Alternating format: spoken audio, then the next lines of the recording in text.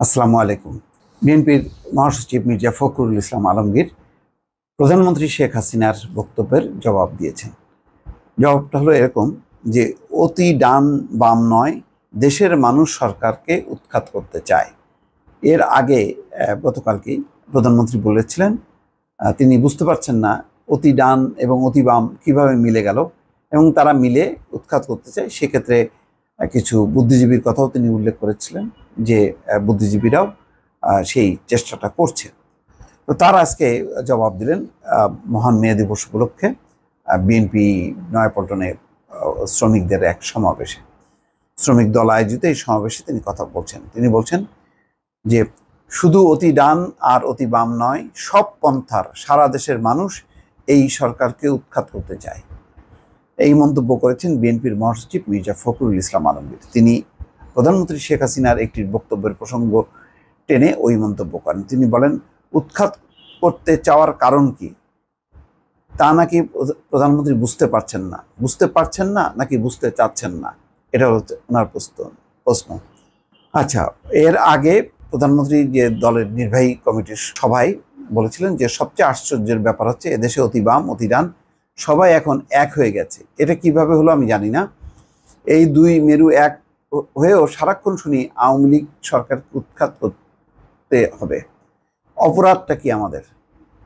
বিএনপির মহাসচিব বলছেন যে শুধু বিএনপি নয়, এদেশের সব মানুষ জেগে উঠেছে। বিএনপি ফিনিক্স পাখির মতো ধ্বংসের মধ্য থেকে বিএনপি জেগে ওঠে, গণতন্ত্র ও মানুষের অধিকারের কথা বলে।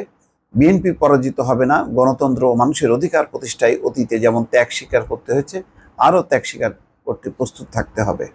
তার মানে একটা জবাব দিচ্ছেন, যদিও উৎখাত শব্দটি ঠিক গণতন্ত্রের ভাষা না, পতন চাওয়া যায়। আন্দোলনের মধ্য দিয়ে যে এইভাবে অতীতে আওয়ামী লীগও চাপ তৈরি করেছিল, সরকার পদত্যাগে বাধ্য হয়েছিল বা সরকারের পতন হয়েছিল, সেটা হচ্ছে গণতন্ত্রের ভাষা।